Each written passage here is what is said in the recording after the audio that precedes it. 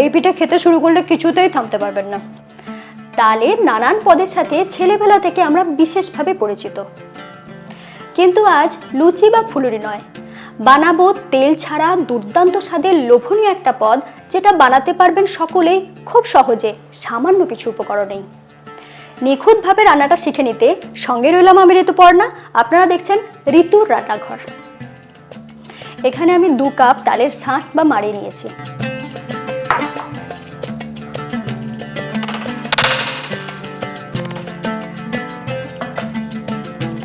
তালের শাঁস ব্যবহার করার আগে একটু ফুটিয়ে নিলে ভালো হয়, সেজন্য এটাকে আমি একটু গরম করে নেব।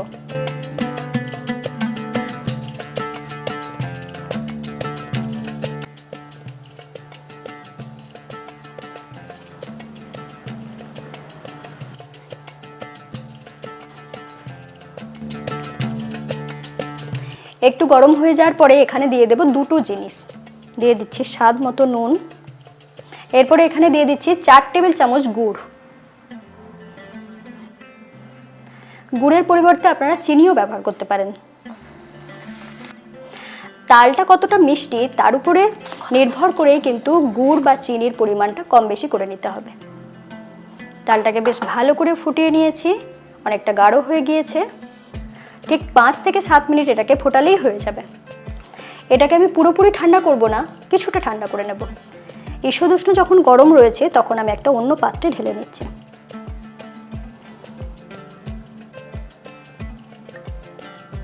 এটা বানাতে খুব কম উপকরণ লাগে। প্রথমেই আমি নিয়েছি 1 কাপ সুজি,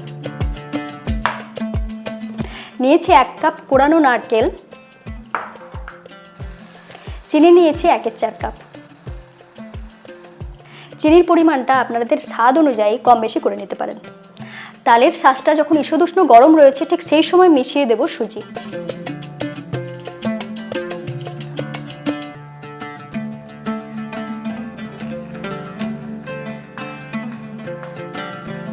এবার বেশ ভালো করে এটাকে মিশিয়ে নিচ্ছি।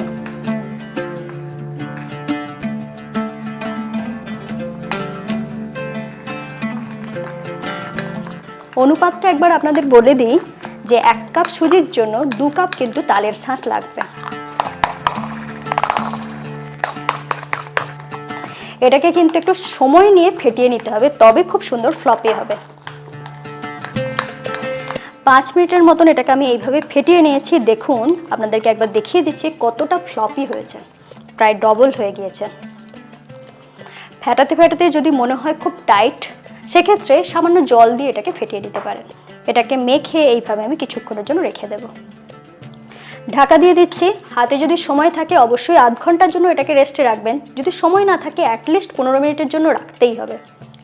এই রেস্টিং টাইমটা যদি না দিই তাহলে কি হবে? কারোর যদি জানার ইচ্ছা থাকে অবশ্যই লিখে জানাবেন। কয়েকটা এলাচ নিয়েছি, সেগুলোকে খোসা ছাড়িয়ে নেব।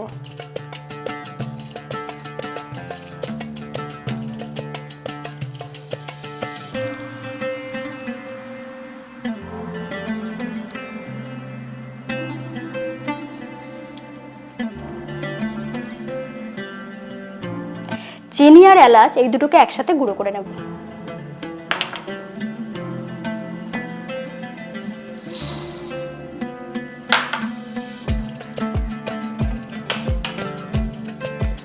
এরপর এটাকে শুকনো ঘুরিয়ে নেব।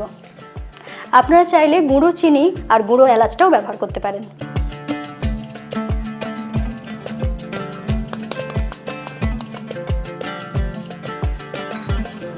দেখুন, একদম মিহি করে গুঁড়ো করে নিয়েছি। এরপর এর সাথে মিশিয়ে দেব কোরানো নারকেল।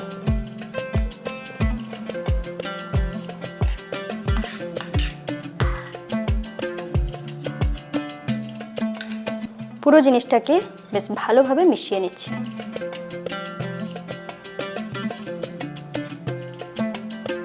নারকেলের সাথে এইভাবে চিনিটাকে মেশানোর পরে কিন্তু সঙ্গে সঙ্গেই পিঠেটা বানিয়ে নিতে হবে, না হলে চিনি থেকে জল বেরোতে শুরু করবে। খুব ভালো করে মিশিয়ে নিয়েছি। এরপর এটাকে সাইড করে রেখে দেব। এদিকে ব্যাটারটাও আধ ঘন্টা রেস্ট পেয়ে গিয়েছে।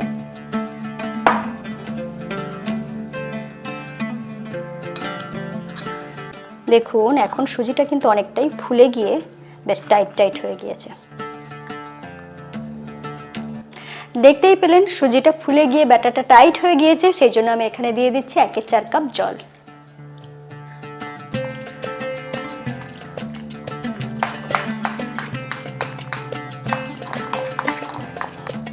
পুরো জিনিসটাকে বেশ ভালো করে মিশিয়ে নিয়েছি। একবার আপনাদেরকে কনসিস্টেন্সিটা দেখিয়ে দিচ্ছি। এরপর ভাপ হওয়ার জন্য এখানে দিয়ে দেব খাবার সোডা। 1/2 চা চামচের মতন খাবার সোডা এখানে ব্যবহার করছি।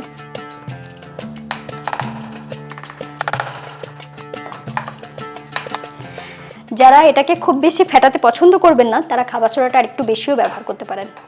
খাবার সোডা দেওয়ার সাথে সাথেই কত সুন্দর ফ্লপি হয়ে গেল।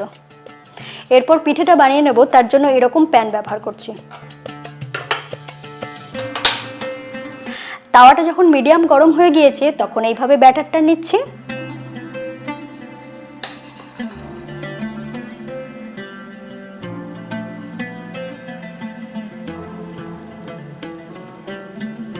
এইভাবে একটু মিলে দিলাম।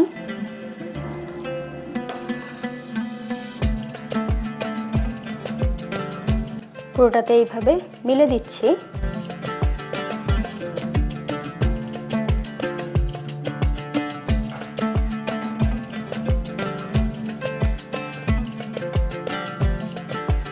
উপরের দিকটা একটু সমান করে নিচ্ছি।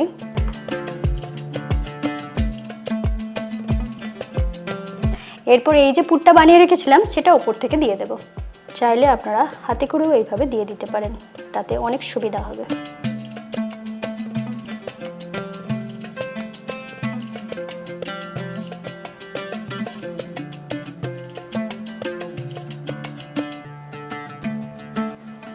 সবগুলো এইভাবে বানিয়ে নিয়েছি। এরপর গ্যাসটাকে একদম লো ফ্লেমে রেখে এইভাবে ঢাকা দিয়ে এটাকে বানিয়ে নেব। এখন আপনারা অনেকেই বলবেন, ঋতু আমাদের কাছে তো এরকম প্যান নেই, তাহলে কি করে বানাবো? তার জন্য দেখিয়ে দিচ্ছি। আমি এরকম স্টিলের বাটি নিয়েছি, আপনারা যে কোনো বাটি ব্যবহার করতে পারেন। শুধুমাত্র বাটির নিচেটায় একটু তেল মাখিয়ে নেব। তেল ব্যবহার করতে পারেন কিংবা ঘি ব্যবহার করতে পারেন। তেলটা এক্ষেত্রে না মাখালে কিন্তু তোলার সময় অসুবিধা হতে পারে, সেজন্য তেল বা ঘি অবশ্যই লাগিয়ে নেবেন।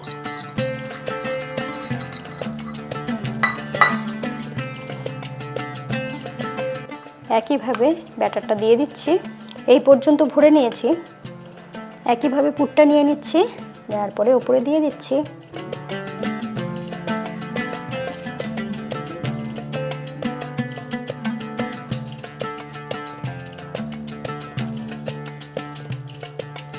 এরকম একটা বড় সাইজের কড়া নিয়েছি, যাতে প্রত্যেকটা বাটি বেশ ভালো করে বসে যাবে।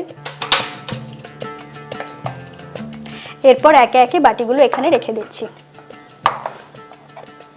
এরপর এটাকে ঢাকা দিয়ে লো ফ্লেমে রেখে রান্না করে নেব।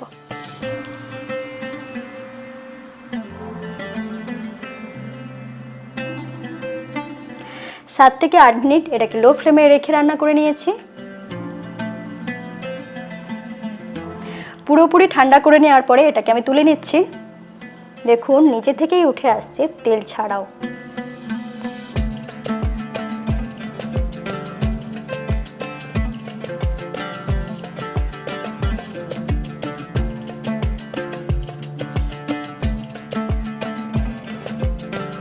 এদিকে এটাকেও আমি 20 থেকে 25 মিনিটের মতন মিডিয়াম ফ্লেমে রেখে রান্না করে নিয়েছি। এটাও হয়ে গিয়েছে। এরপর দেখিয়ে দিচ্ছি। একদম পুরোপুরি ঠান্ডা করে নেওয়ার পর এইভাবে উল্টে নিচ্ছি। দেখুন পিছনটা একটু পোড়া পোড়া হয়েছে, কারণ আমি স্টেনলেস স্টিলের বাটিতে বানিয়েছি বলে। এরপর এইভাবে বসিয়ে দিচ্ছি।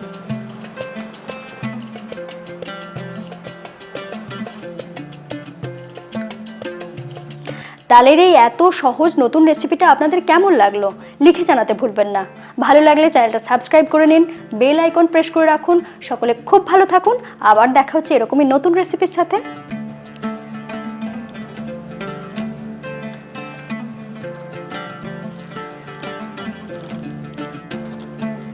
সুজিটা এত সুন্দর সফট হয়েছে আর ওপরের পুরটা এত ভালো হয়েছে, কি বলবো।